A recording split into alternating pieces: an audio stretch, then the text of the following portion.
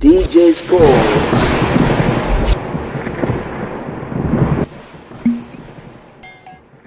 Twende tukatazame taarifa kubwa mbalimbali ambazo zinazoendelea kwa hivi sasa kutoka kunako kambi ya wekundu wa Msimbazi Simba, ambapo tunafahamu ya kwamba Renao Simba iko visiwani Zanzibar katika kujiandaa na michuano ya kombe la Mapinduzi. Hapana shaka tumeweza kuona kwamba sofa Simba ikiwa chini ya kocha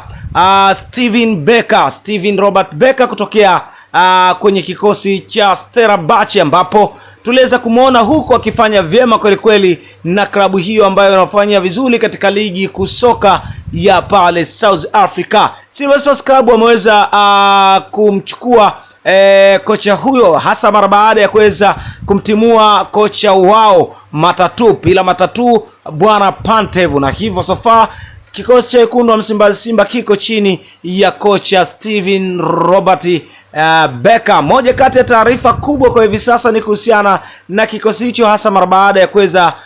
kukabidhiwa na kutaka kutazama kiundani zaidi nani aweze kusajiliwa, nani aweze kutimuliwa kunako klabu ya wekundu wa Msimbazi Simba. Sambamba na hilo, kuna taarifa kubwa ambayo inaendelea kupamba kasi kwenye kona na engo mbalimbali kimhusisha moja kati ya nyota wa Singida Black Star, moja kati ya nyota ambaye alishawahi kufanya mambo makubwa akiwa na klabu ya soka ya wekundu wa Msimbazi Simba, lakini tuliweza kuona kwamba nyota huyo alitoka Simba na kwenda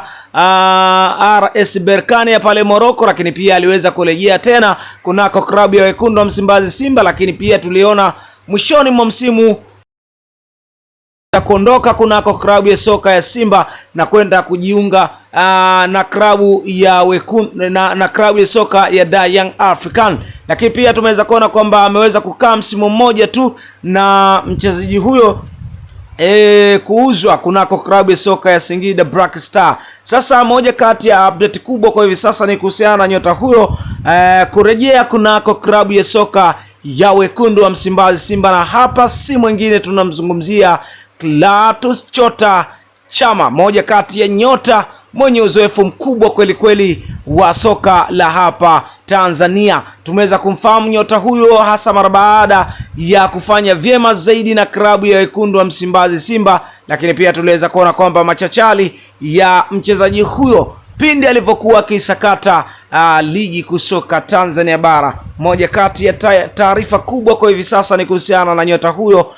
kurejea kunako kikosi cha wekundu wa Msimbazi Simba. Moja kati ya taarifa kubwa kwa hivi sasa ikiwa inaendelea kupamba kasi katika kona na engo mbalimbali za kimichezo na burudani. Bila shaka tumeweza kushuhudia mengi ambayo yalikuwa yakiendelea, hasa kubwa zaidi ni kuhusiana na mazungumzo ambayo yalikuwa yakiendelea baina ya Simba Sports Club na timu ambayo inaumiliki mchezaji huyo ambayo ni